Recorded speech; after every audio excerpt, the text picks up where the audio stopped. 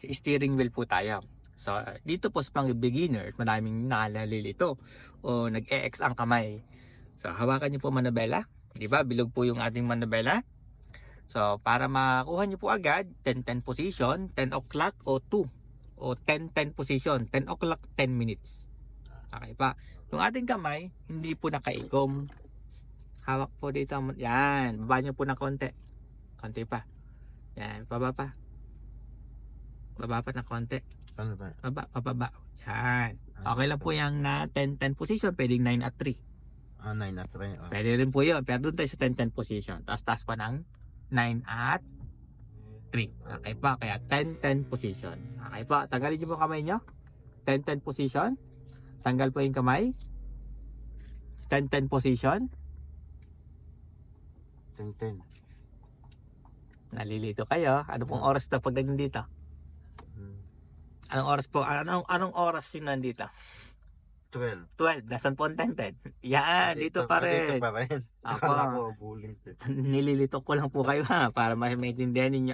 10-10 position, hindi iiba yung sa kamay, ganyan pa rin pa.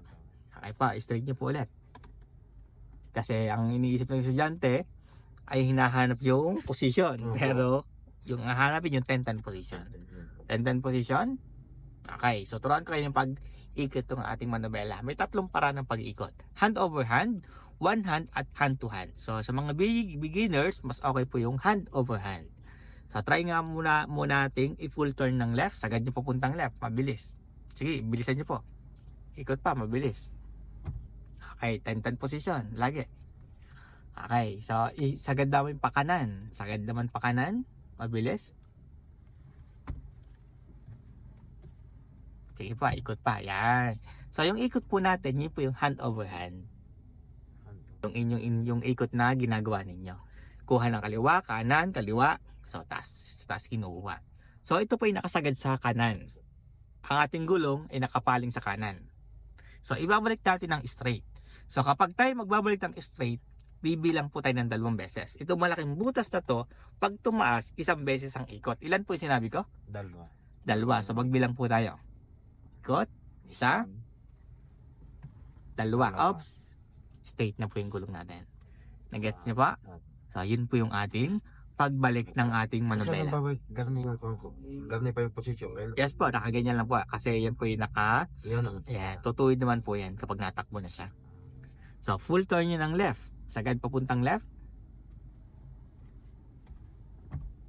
Okay, straight natin ang gulong.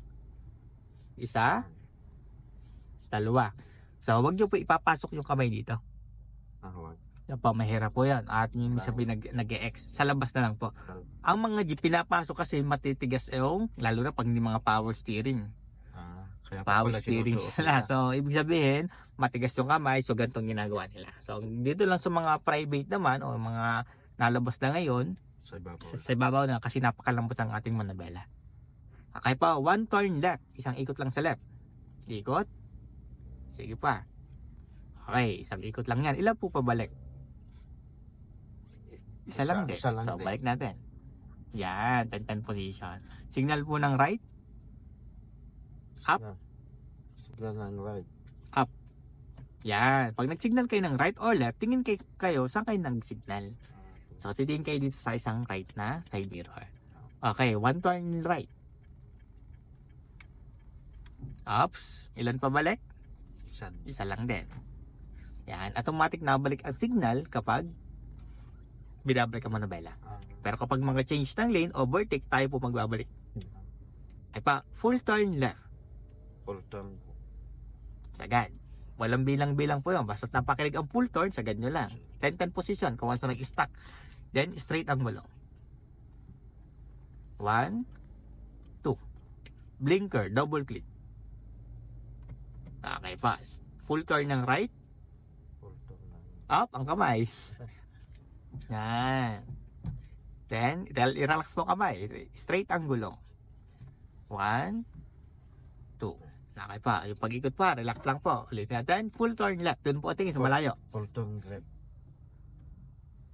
Okay. Straight po ang gulong. 1, 2. Blinker. May tanong po tayo sa ating manobela.